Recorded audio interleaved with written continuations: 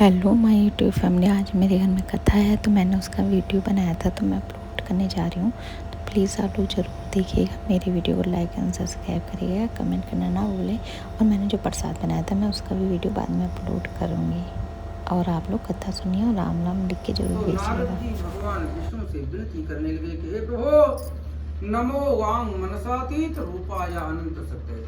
नारद जी कहते हैं भगवान आप अनंत रूप वाले हैं, अनंत सत्य वाले हैं, आदि मध्यांत हीनाय निर्गुणाय गुणात्मने। कहते हैं कि आपका न तो कोई आदि है, न कोई मध्य है और न कोई अंत है, माया गुण भी आप में नहीं है। आप सभी गुणों की आत्मा और सबके आदि कारण हैं। हे भक्तों की पीड़ा के नाश करने वाले भगवान, हमारा आपको नमस्कार है। नारद जी की ऐसी विनती को सुना तो विष्णु भगवान पूछने लगे कि हे नारद जी, किमर्थं मांगतो सिद्धं किं ते मनस वर्तते। भगवान कहते हैं हे नारद जी, आज तुम हमारे पास किस लिए आए हो और क्या चाहते हो। तो नारद जी कहते हैं कि भगवान मृत्यु लोके जना सर्वे नाना क्लेश स्मरता। नारद जी कहते हैं प्रभु, मृत्यु लोक में समस्त जीव नाना योनियों में जन्म लेकर के अपने पाप कर्मों के द्वारा दुखी हो रहे हैं। हे प्रभु, अगर आप हमारे ऊपर दया करते हैं तो कोई एक छोटा सा उपाय हमको बता दीजिए जिससे कि उन प्राणियों के जो दुख हैं वे नष्ट हो जाएं। आज हम यही जानने के लिए आपकी शरण में आए हुए हैं। तो श्री भगवान कहने लगे कि हे नारद जी, तुमने तो सारे संसार पर भलाई करने के लिए आज हमसे बड़ी अच्छी बात पूछी है, जिसके करने से मनुष्य मोह से छूट जाता है, कष्टों से मुक्त हो जाता है, अपने पापों से निवृत्त हो जाता है। वही उपाय हम तुमसे कह रहे हैं, ध्यान दे करके सुनो। भगवान कहते हैं नारद जी, सत्यनारायणस्यैव सम्यक् विधि विधानतः कृत्वा सद्य सुखं भुक्त्वा परत्र मोक्षमाप्नुयात्। भगवान कहते हैं हे नारद जी, यदि मनुष्य भगवान सत्यदेव का पूजन विधि विधान के साथ करे तो शीघ्र ही सारे कष्टों से छूट करके और अंत के समय जो मोक्ष है, स्वर्गलोक है, वहां को प्राप्त हो जाता है। भगवान के ऐसे वाक्यों को सुना तो नारद जी फिर पूछने लगे कि हे प्रभु, किं फलम किं विधानम च व्रतम केनैव तद्व्रतम। नारद जी कहते हैं भगवान, इस पूजन का फल क्या है, विधान क्या है, कब किया जाए और कैसे किया जाए। तो विष्णु भगवान कहते हैं कि हे नारद जी, यह जो भगवान सत्यदेव का पूजन है, यह दुख शोकादि समनम, धन धान्य प्रवर्धनम, सौभाग्य संततिकरम, सर्वत्र विजयप्रदम। भगवान कहते हैं कि हे नारद जी, यह जो भगवान सत्यदेव का पूजन है, यह दुख शोक आदि का नष्ट करने वाला है, धन धान्य का बढ़ाने वाला है, सौभाग्य और सब जगह विजय का देने वाला है। जिस किसी दिन मनुष्य की इच्छा भगवान पर हो, उसी दिन ब्राह्मण को बुला करके अपने धर्म में तत्पर होकर के भगवान सत्यदेव का पूजन करे। नैवेद्य के लिए रंभा फलं घृतं क्षीरम गोधूमस्य च चूर्णकम। कहते हैं केला के फल, पत्ते, घी, दूध, गेहूं का आटा, सारी चीजें इकट्ठा करे। अभावे सालिचूर्णम शर्करा व गुड़स्य था। कहते हैं अगर अभाव हो, गेहूं का आटा न हो तो चावल का प्रसाद बनावे, अगर शक्कर न हो तो उसमें गुड़ मिलावे। अपनी इच्छा से सवाया भगवान को भोग अर्पित करे, भगवान से निवेदन करे, कथा सुने, ब्राह्मण को दक्षिणा दे, भाई बंधुओं सब समेत सबको भोजन करावे। प्रसाद खाने के बाद जागरण नृत्य जो कुछ श्रद्धा उसके करे। इसके बाद जो कथा सुनने के लिए आए हो, भगवान को याद करते हुए, भगवान का गुणगान करते हुए तब अपने घर को जाएं। एवं प्रत्येक मनुष्याणां वांछा सिद्धिर्भवेत्। सूत जी कहते हैं कि हे ऋषियों, जो मनुष्य इस तरह से भगवान का पूजन करते हैं या करेंगे तो उनकी जो मनोकामनाएं होंगी, इच्छाएं होंगी, अवश्य पूरी हो जाएंगी। विशेष करके कलयुग में भगवान को प्रसन्न करने का सबसे सरल और सबसे छोटा उपाय है। एत श्री स्कंद पुराणे रेवाखंडे सत्यनारायण व्रत कथायाम प्रथमो अध्याय। गुरु वृंदावन बिहारी लाल की जय।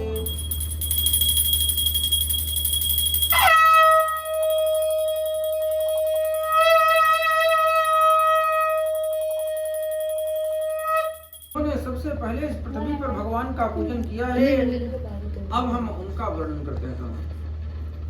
कहते हैं कश्चित काशी प्रेर में ह्यासीत विप्रो अति निर्धना। कहते हैं सबसे पहले सुंदर काशीपुर नामक स्थान पर एक सतानंद नाम के बहुत गरीब ब्राह्मण निवास करते थे। वह ब्राह्मण रोज पृथ्वी पर भिक्षा मांगने के लिए घूमा करते थे। दुखितम ब्राह्मणं दृष्ट्वा भगवान ब्राह्मण प्रिय। कहते हैं दुखी ब्राह्मण को जब भगवान ने भिक्षा मांगते हुए देखा तो एक दिन भगवान जो ब्राह्मणों से ज्यादा प्रेम करते हैं, एक दिन एक बूढ़े ब्राह्मण का रूप धारण कर लिए और रास्ते में जाकर के पूछने लगे कि हे ब्राह्मण देवता, किमर्थम भ्रम से विप्र मही नित्यम सुदुखितः। कहते हैं हे ब्राह्मण देवता, आप रोज दुखी होकर के इस पृथ्वी पर क्यों घुमा करते हो? तुम्हारे घूमने का कारण क्या है? तो सतानंद कहते हैं कि हे भाई, ब्राह्मणों अति दरिद्रोहम भिक्षार्थम वैभ्रमे महीम। सतानंद कहते हैं कि हे भाई, हम ब्राह्मण हैं, बहुत गरीब हैं और भिक्षा मांगने के लिए इस पृथ्वी पर रोज घुमा करते हैं। अगर आप हमारी गरीबी दूर करने वाला कोई उपाय जानते हो तो हमसे बताओ, हम आपका बताया हुआ उपाय अवश्य करेंगे। तो बूढ़े ब्राह्मण का रूप धारण करने वाले भगवान कहने लगे कि तुम एक बार अपने घर पर भगवान सत्यदेव का पूजन क्यों नहीं करते हो? इसी पूजन के प्रभाव से तुम्हारे जितने भी दुख हैं, जो गरीबी है, सब दूर हो जाएगी और सब प्रकार की तुमको संपत्ति भी प्राप्त हो जाएगी। विधान पूर्वक व्रत का सारा विधान बता करके जो बूढ़े ब्राह्मण का रूप धारण करने वाले भगवान थे, उनके पास से चले गए और आगे जाकर के भगवान अंतर्ध्यान हो गए। तब सतानंद ने विचार किया कि जो बूढ़े ब्राह्मण ने हमको आज व्रत पूजन बताया है, इसे हम एक बार अपने घर पर अवश्य करेंगे। ऐसा विचार करते करते सतानंद भिक्षा मांगते मांगते जब शाम को अपने घर गए तो घर पर विचार करने लगे, सोचने लगे कि हे प्रभु, हम आपका पूजन कैसे कर पाएंगे?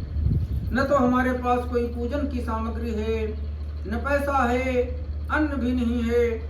जो कुछ हमको भिक्षा मांगने से मिलता है, इससे तो हमारा सिर्फ पेट ही चल पाता है। हे प्रभु, हम आपका पूजन कैसे कर पाएंगे? ऐसा विचार करते करते उनको पूरी रात नींद नहीं आई। जब सवेरा हुआ तब उन्होंने अपने मन में संकल्प कर लिया, प्रतिज्ञा कर लिया कि भगवान, आज की भिक्षा मांगने से हमको जो पैसा मिलेगा या अन्न मिलेगा, उससे शाम को हम आपका पूजन जरूर करेंगे, चाहे बिना भोजन किए ही हमको भूखे सो जाना पड़े। ऐसा अपने मन में दृढ़ निश्चय किया और जब सतानंद भिक्षा मांगने के लिए निकल पड़े तो तस्मिन् नेव दिने विप्र प्रचुरं द्रव्यमाप्तवान्। कहते हैं उस दिन भगवान की उनके ऊपर ऐसी दया हो गई कि रोज की अपेक्षा कई गुना ज्यादा धन प्राप्त हो गया। तब तो उनका हृदय बहुत ही प्रसन्न हुआ और घर लौटते समय सुंदर पके हुए केला के फल, पत्ते, घी, दूध, गेहूं का आटा, सारी सामग्री रास्ते में खरीदे, घर गए, ब्राह्मण को बुलाए और विधि विधान के साथ भगवान का पूजन किए। पूजन के बाद प्रसाद खाए और फिर जब तक वह इस लोक में रहे तब तक धन संपत्ति सब कुछ प्राप्त करके अंत के समय जो वैकुंठ धाम है, स्वर्गलोक है, वहां को प्राप्त हो गए। अब सूत जी कहने लगे कि हे ऋषियों, इस ब्राह्मण से सुनने के बाद फिर भगवान का पूजन किसने किया है? तो सूत जी कहते हैं कि हे ऋषियों, एक बार वही ब्राह्मण सतानंद अपने घर पर जब इसी प्रकार से भगवान की पूजा की तैयारी कर रहे थे तो इतने में एक लकड़ी बेचने वाला वहीं पर लकड़हारा आ गया। वही काष्ठम संस्थाप्य विप्र सृगहमायो।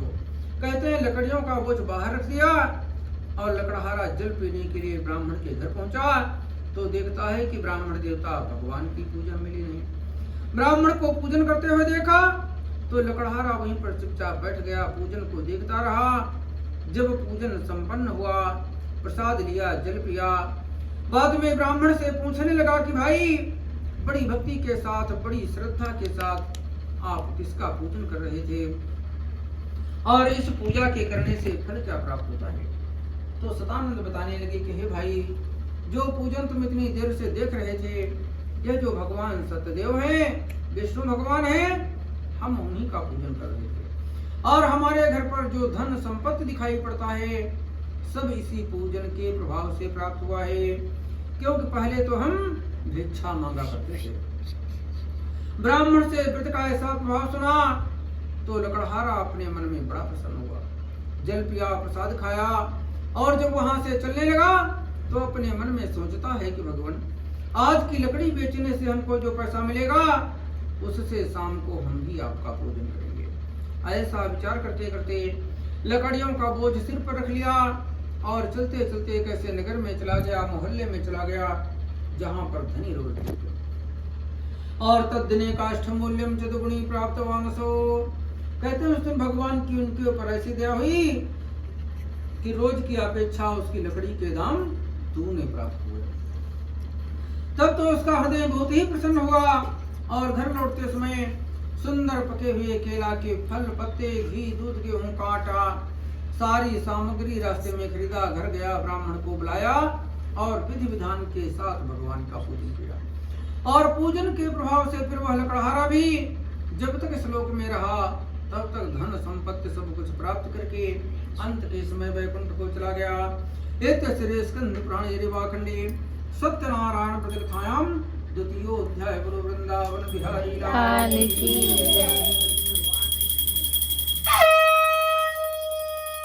नाम के बड़े प्रतापी राजा हुआ करते थे। वह राजा भी इंद्रियों को जीतने वाले और सत्य बोलने वाले राजा थे। रोज मंदिरों में जाकर के पहले भगवान का पूजन करते थे, ब्राह्मणों को धन दान में देते थे, प्रसाद खाने के बाद तब भोजन लिया करते थे। सूत जी कहते हैं कि हे ऋषियों, एक बार वही राजा अपनी रानी के साथ जब एक भद्रशिला नाम की नदी के किनारे इसी प्रकार से भगवान की पूजा की तैयारी कर रहे थे तो इतने में एक साधु बनिया व्यापार करने के लिए बहुत सा धन नौका में लेकर के वहीं पर आ गए जहां पर राजा पूजन की तैयारी कर रहे थे। राजा को पूजा की तैयारी करते हुए देखा तो साधु बनिया अपनी नौका को रोक दिए, राजा के पास बैठ करके पूजन को देखते रहे। जब पूजन संपन्न हुआ, प्रसाद लिए, जल पिए, बाद में राजा से पूछने लगे कि राजन किमिदं कुरुसे राजन भक्ति युक्तेन चेतसा। बनिया कहते हैं कि राजन, बड़ी भक्ति के साथ, बड़ी श्रद्धा के साथ आप यहाँ पर किसका पूजन कर रहे थे और इस पूजा के करने से फल क्या प्राप्त होता है। तो राजा बताते हैं कि हे साधो, पूजनम क्रियते साधो विष्णु अतुल तेजसा। राजा कहते हैं कि हे साधो, अतुल तेज वाले जो विष्णु भगवान हैं उनका पूजन हम यहाँ पर इसलिए कर रहे थे क्योंकि हमारे संतान नहीं है और इस पूजा के करने से हमको संतान अवश्य प्राप्त हो जाएगी। राजा से व्रत का ऐसा प्रभाव सुना तो साधु बनिया कहने लगे कि हे राजन, इस व्रत का हमको सारा विधान बता दो। ममाप संततिर्नास्ति हेल्या तस्मात् जायते ध्रुवम्। साधु बनिया कहते हैं कि हे राजन, संतान हमारे भी नहीं है और हमको ऐसा लग रहा है, ऐसा प्रतीत हो रहा है कि इस पूजा के करने से हमको भी संतान प्राप्त हो जाएगी। ऐसे कह करके राजा से पूरा व्रत का विधान पूछा। सारा विधान जान करके जब साधु बनिया अपने घर गए तो अपनी स्त्री से बताया कि आज हमें एक संतान देने वाला पूजन देख करके आए हैं, लेकिन राजा संतान प्राप्त करने के लिए भगवान का पूजन पहले कर रहे थे और हम भगवान का पूजन तब करेंगे जब भगवान की दया से हमको पहले संतान प्राप्त हो जाएगी। ऐसा अपनी स्त्री से कह करके बनिया चुप हो गया। कुछ दिनों के बाद उनकी जो सती स्त्री थी गर्भवती हुई और 10वें मास तस्या कन्या रत्नम जायते। कहते हैं कि 10वें महीने में उसके रत्न के समान एक सुंदर कन्या उत्पन्न हो गई। वह कन्या दिन प्रतिदिन ऐसे बढ़ने लगी जैसे शुक्ल पक्ष में द्विज से लेकर के पूर्णिमा तक चंद्रमा अपनी कला को बढ़ता रहता है। नामना कलावती चेति तन्नाम कर्णंकृतम। कहते हैं कि चंद्रमा की तरफ बढ़ने के कारण उसका नाम कलावती रखा गया। तब लीलावती एक दिन अपने पति से कहने लगी कि हे प्रिय, जिस पूजा के करने का आपने संकल्प किया था, प्रतिज्ञा किया था कि जब हमारे कोई संतान हो जाएगी तो भगवान का पूजन करेंगे, अब क्यों नहीं करते हो? अब तो संतान प्राप्त हो गई हो। तो साधु बनिया कहता है कि हे प्रिय, पुत्री के जन्म के समय हमारा बहुत पैसा खर्च हो चुका है, अब हम विवाह समय तस्या करिष्यामि व्रतं प्रिय। कहता है कि हे प्रिय, अब हम पुत्री कलावती का जब विवाह करेंगे तो भगवान की पूजा जरूर करेंगे। ऐसा अपनी स्त्री को समझाया और समझा करके बनिया कुछ दिनों के बाद व्यापार करने फिर बाहर चला गया। कुछ सालों तक व्यापार करता रहा। जब व्यापार से निवृत्त हुआ फिर लौट करके बनिया घर गया तो देखता है कि जो उसकी कलावती कन्या है वह विवाह के योग्य दिखाई पड़ रही है। अपनी कन्या को जब उसने विवाह के योग्य देखा तो मन में विवाह का विचार किया। अपने दूत को बुलाया, आज्ञा दी कि हमारी पुत्री के लिए जो योग्य वर हो उसको ढूंढ करके ले आओ। तेना गिप्तस्य दूतो सौ कांचनम नगरम जो।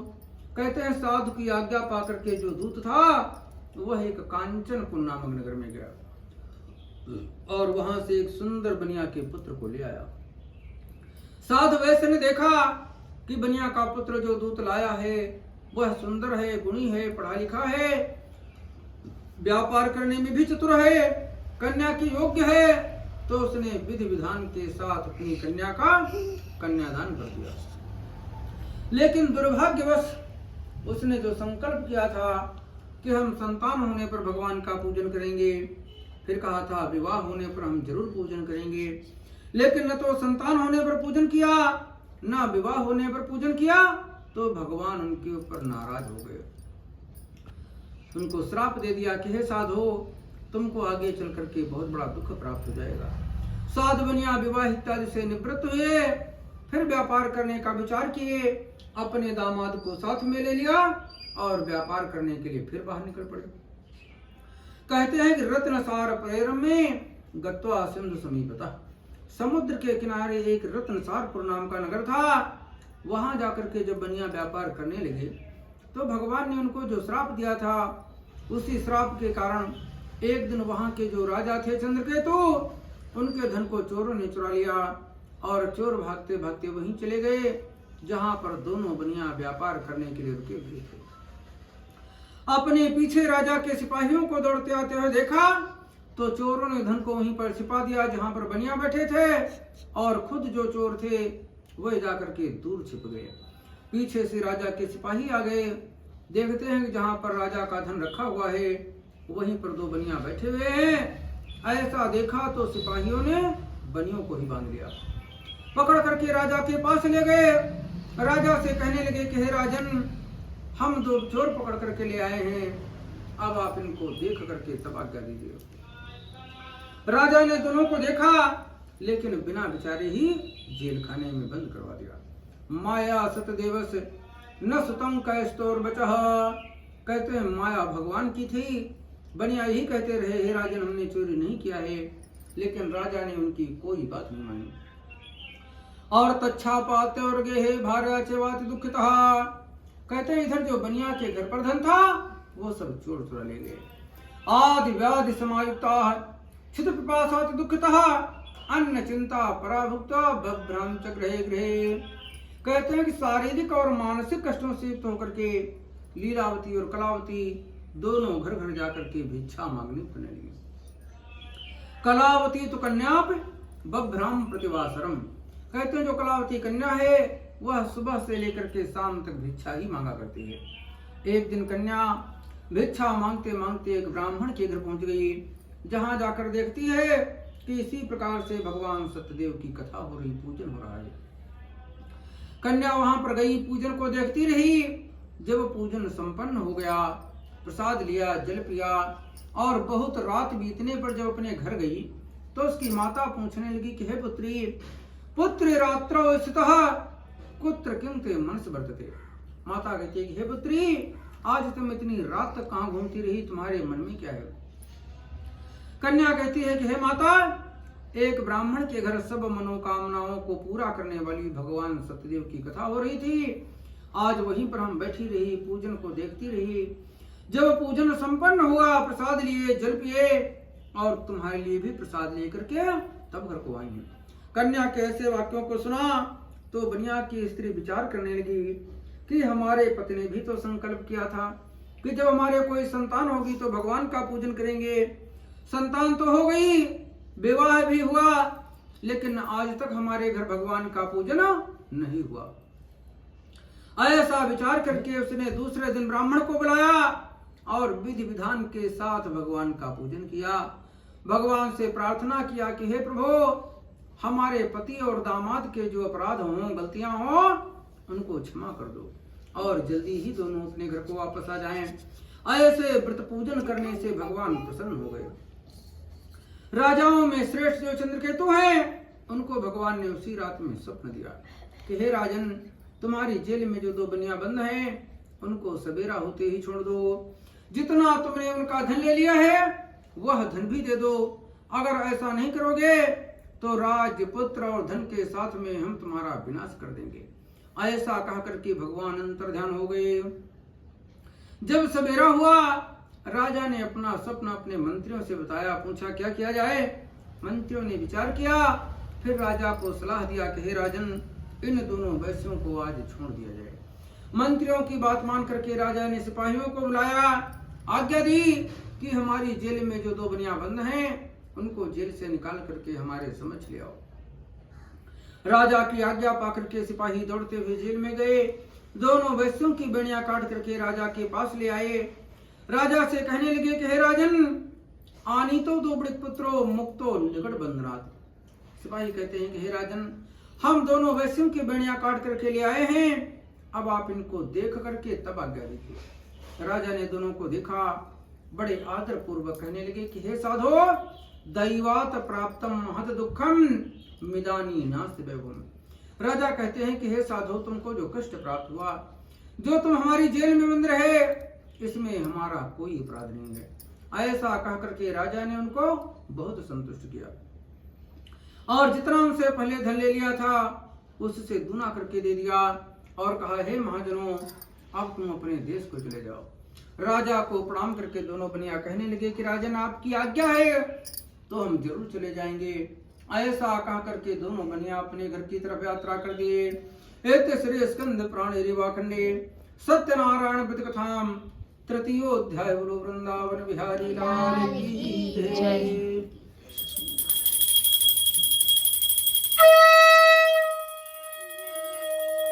यात्रांत कृतवान साधुर मंगलन पूर्वकाम ब्राह्मणेभ्यो धनं दत्वा तदा तु नगरम यो।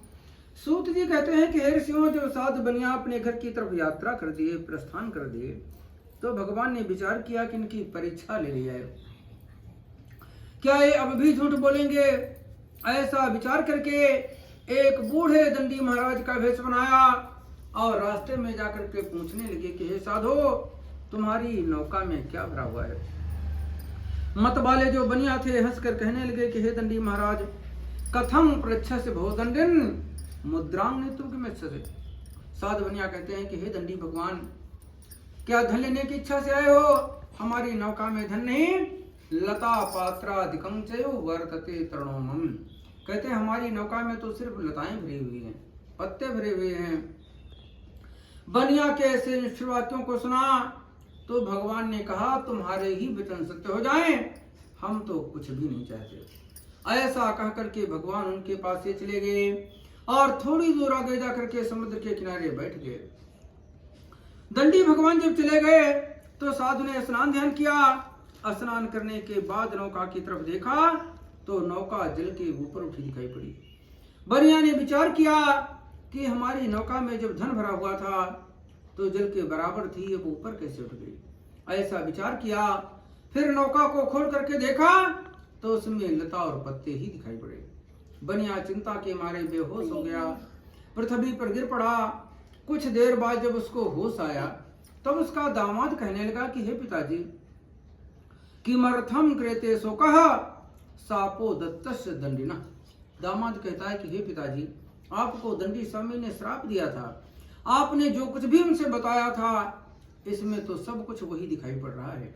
ऐसे दामाद के वाक्यों को सुना तो बनिया दौड़ता हुआ दंडी भगवान के पास गया, आदर पूर्वक प्रणाम करके कहने लगा, हे प्रभु, क्षमस्व अपराधान में यद उक्तव तव सन्निधो।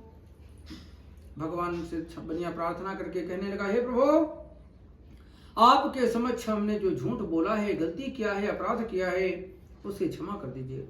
ऐसा कह करके बार बार प्रणाम करके बड़ा दुखी हुआ। बनिया को रोते हुए भगवान ने देखा तो भगवान कहने लगे कि हे साधो, तुम हमारी पूजा से झूठे हो और आज भी झूठ बोलते हो। हमारी ही आज्ञा से तुझे बार बार दुख मिला है। ऐसे भगवान के वाक्यों को सुना तो बनिया भगवान से विनती करने लगा कि हे प्रभु, तन माया मोहिता सर्वे ब्रह्मा आदि देवता। बनिया कहता है कि भगवान, ब्रह्मा इत्यादि देवता भी आपकी माया में भ्रमित हो जाते हैं, और अगर हम आपको नहीं पहचान पाते हैं तो कौन सा आश्चर्य हो गया। अब आप प्रसन्न होइए, धन और ऐश्वर्य के अनुसार हम आपका पूजन करेंगे। ऐसे बार बार भगवान से विनती किया। तब दीनों की रक्षा करने वाले भगवान फिर प्रसन्न हो गए। फिर भगवान बनिया को मुहमंगा वरदान दे दिया और भगवान वहीं पर अंतर्धान हो गए। साध बनिया अपनी नौका के पास गया, धन से भरी हुई नौका को देखा, बड़ा प्रसन्न हुआ और दोनों नावों को एक में जोड़ करके बनिया फिर अपने घर की तरफ यात्रा कर दिया। यात्रा करते करते जब बनिया अपने गांव के नजदीक पहुंच गया, तब अपने दामाद से कहने लगा कि देखो, हमारा जो घर है वह दिखाई पड़ रहा है, और अपने धन के रक्षक दूत को अपने घर पर समाचार देने के लिए भेज दिया। दूतों सो नगरं गत्वा साधु भार्यावलोकचा। कहते हैं दूत जब नगर में गया, साधु की स्त्री को देखा, प्रणाम करके कहने लगा कि निकटे नगरे से जामात्र सहितो बड़िक। दूत कहता है गांव के समीप ही बहुत सा धन लिए हुए अपने दामाद के साथ साधु जी आ गए हैं। श्रुत्वा दूत मुखादिवाक्यम महाहर्षवती सती। कहते हैं कि दूत के मुख से ऐसे वाक्यों को सुना तो सती लीलावती बड़ी प्रसन्न हो गई। अपनी पुत्री से कहने लगी, हे पुत्री, हम साधु के दर्शन करने के लिए आगे चल रही हैं, तुम भगवान की पूजा करके प्रसाद खा करके तब आना। तो कलावती कहती है कि इन्हीं का पति प्यारा है, पति तो हमारा भी साथ में है। उसने पूजन को रोक दिया, प्रसाद को छोड़ दिया और अपने पति के दर्शन के लिए कलावती भी चली गई। तब भगवान उसके ऊपर फिर रुष्ट हो गए। जिस नौका पर उसका पति था उस नौका को जल में डुबो दिया। जब कलावती वहां गई, अपने पति को नहीं देखा तो महान शोक से रोती हुई भूमि पर गिर पड़ी। अदृश्य नौका और कलावती को दुखी देखा तो साध बनिया भयभीत हो गया, चिंता करने लगा कि या तो भगवान सत्यदेव ने हमारी नौका को हर लिया है या मैं ही उनकी माया में बोल रहा हूँ। सत्य पूजां करिष्यामि यथा विभव विस्तरे। बनिया कहता है कि हे भगवान, अब मैं अपने वैभव और विस्तार के अनुसार आपका पूजन अवश्य करूंगा। ऐसे बार बार भगवान से विनती किया। तब दीनों की रक्षा करने वाले जो भगवान हैं वह फिर प्रसन्न हुए। आकाशवाणी हुई कि हे साधो, तुम्हारी कन्या पूजन को छोड़ करके प्रसाद को त्याग करके पति के दर्शन के लिए चली आई है, इसी से इसका पति गायब हो गया है। यदि कन्या घर जाए, भगवान का पूजन करे, प्रसाद खाए और लौट करके आएगी तो इसका पति से अवश्य प्राप्त हो जाएगा। जब कलावती ने ऐसी आकाशवाणी सुनी तो बहुत जल्दी दौड़ती हुई घर गई, भगवान का पूजन किया, प्रसाद खाया और लौट करके वापस आई तो अपने पति का दर्शन पाया। तब कलावती अपने पिता से कहने लगी, विलंब क्यों करते हो, जल्दी घर को चलो।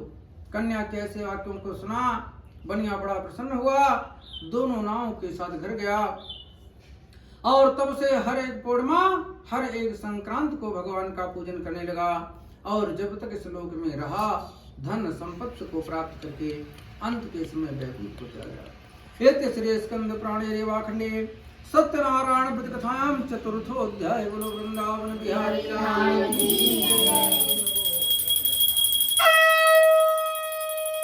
इनका अपने पच रहा है। कोई बात नहीं, वो भी देवी है और क्या देवी है, और क्या है, सजा लेती गौरी लक्ष्मी सरस्वती देवी यही तो है, कन्या ही तो है। बोलो वृंदावन बिहारी लाल की जय। श्री सुतबात। सूत जी फिर कहने लगे कि हे ऋषियों, इसके बाद फिर जिन्होंने भगवान का पूजन किया है अब हम उनका वर्णन करते हैं, सुनो। कहते हैं आसीत तुंगध्वज जो राजा प्रजा पालन तत्पर। कहते हैं इसके बाद एक प्रजा का पालन करने वाले तुंगध्वज नाम के बड़े प्रतापी राजा हुआ करते थे। वह राजा भी इंद्रियों को जीतने वाले और सत्य बोलने वाले राजा थे। रोज मंदिरों में जाकर के पहले भगवान का पूजन करते थे, ब्राह्मणों को धन दान में देते थे, प्रसाद खाने के बाद तब भोजन किया करते थे। सूत जी कहते हैं कि हे ऋषियों, एक बार वही राजा अपनी रानी के साथ जब जंगल में शिकार खेलने के लिए गए, अनेक प्रकार के पशुओं का शिकार किया। आगत्य बटमूलम च दृष्ट्वा सत्य से पूजनम। कहते हैं जब शिकार करने के बाद अपने घर की तरफ लौटने लगे तो जंगल में देखते हैं राजा कि गोप लोगों चरवाहों के द्वारा एक बरगद के पेड़ के नीचे इसी प्रकार से भगवान का पूजन हो रहा, कथा हो रही थी। राजा हमारे गर्व के न तो जहाँ पर पूजन हो रहा था वहां गए, न दूर ही से भगवान को प्रणाम किया और आगे जाकर के राजा दूसरे पेड़ की छाया में बैठ गए। जब पूजन संपन्न हो गया, प्रसाद देने के लिए गोप लोग राजा के पास आ गए, राजा को प्रसाद देने लगे। राजा ने उनका प्रसाद भी नहीं लिए। प्रसाद को छोड़ करके राजा अपने घर चले गए। तब राजा को बहुत बड़ा दुख प्राप्त हो गया। कहते हैं कि तस्य पुत्रं शतं नष्टं धन धान्यादिकं च। कहते हैं राजा के सैकड़ों पुत्र थे जो नष्ट हो गए, जो राज्य था, धन संपत्ति था। घर पहुंचने पर राजा को कुछ भी नहीं दिखाई पड़ा। तब राजा ज्ञानी पुरुष थे, उन्होंने अपने मन में निश्चय कर लिया कि भगवान सत्यदेव ने हमारा विनाश कर दिया है। अतस्तत्रैव गच्छामि यत्र देवस्य पूजनम। इसलिए हमको वहीं पर चलना ठीक है जहां पर पहले भगवान का पूजन हो रहा था। ऐसा अपने मन में विचार करके राजा फिर जंगल में गए, गोप लोगों को इकट्ठा किया, ब्राह्मण को आमंत्रित किया और विधि विधान के साथ भगवान का पूजन किया, प्रसाद खाया। और फिर राजा लौट करके जब दोबारा अपने घर को गए तो राज्य धन संपत्ति उनको धीरे धीरे सब कुछ फिर से प्राप्त हो गया।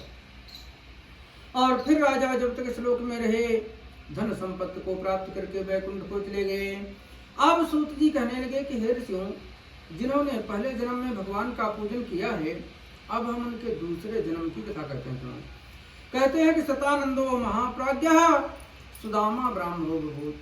कहते हैं जो सबसे पहले भिक्षा मांगने वाले सतानंद ब्राह्मण थे, वे दूसरे जन्म में सुदामा हो गए, जिन्होंने श्री कृष्ण भगवान का साथ किया और अंत के समय मोक्ष को प्राप्त कर लिए।